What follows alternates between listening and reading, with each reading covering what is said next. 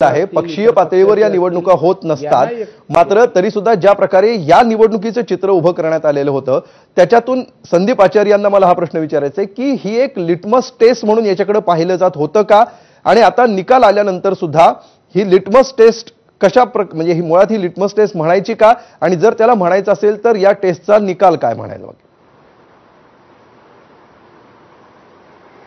मुळामध्ये तुम्ही एक लक्षात घ्या, भारतीय जनता पार्टी कुठल्याही छोट्या निवडणुका कुठल्याही प्रकारच्या निवडणुका या पूर्ण ताकदीने सक्षमपणे कायम लढत आलेल्या आहे। यावेळेला तुम्ही जर बघितलं असेल तर शशांकराव, नारायण राणेंचे चिरंजीवांची संघटना, लाडांची संघटना या सगळ्यांनी एकत्रित आल्यानंतर त्यांची ताकद जी निर्माण झाली होती ही निश्चितपणे शिवसेनेपेक्षा मनसे तर तिकडे काही नाहीच आहे अस्तित्व फारसं।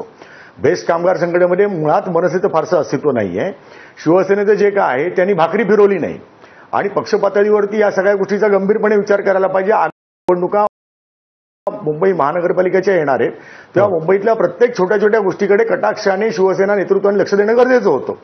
आता ही टेक्निकली जर आपण बघितलं तर पतपेढीची निवडणूक आहे, ही फार काय अगदी मोठ्या प्रमाणात घेण्याची गरज नाही। ज्याचा आता हाईप झालंय, तुम्ही म्हणताय मीडियाने हाईप केलंय, सगळ्यांनीच हाईप केलं, जसं हे जरी मान्य केलं तरी त्याचा ॲडव्हान्टेज आज भारतीय जनता पार्टीचे नेते घेत आहेत। आज देवेंद्रजींनी याच्यावर रिएक्शन दिलेली आहे, आशिष शेलारांनी रिएक्शन दिलेली आहे, भाजपचे सगळे महत्त्वाचे नेते याच्यावर प्रतिक्रिया देत आहेत। याचा अर्थ मुंबई महापालिकेच्या इलेक्शनच्या पार्श्वभूमीवरती वातावरण तापवण्याकरता या निवडणुकीकडे आज बघितलं जाते।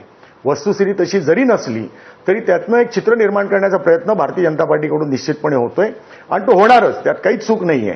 मुद्दा असा येतो की शिवसेना नेतृत्व झोपलं होतं। सुहास सामंत सारखा माणूस तिथे 9-9, 10-10 वर्ष बसून राहिलाय, त्या सगळ्या प्रकारावरती या इलेक्शनकडे नीट पद्धतीने पक्ष नेतृत्वाच्या पातळीवरती बघणं गरजेचं होतं।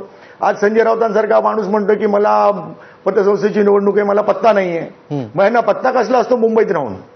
आज जर मुंबईसारख्या ठिकाणी तुमची जर ही परिस्थिती असेल म्हणजे बेस्टमध्ये, तर मग पुढे काय होणार हा एक सुणूक आहे ह्याच्यात। असं नाही म्हणतात की पतसंस्थेची निवडणूक आहे, भारतीय जनता पार्टी प्रत्येक निवडणूक ही पूर्ण सर्व शक्तीनिशी लढत असते निश्चितपणे याची जाणीव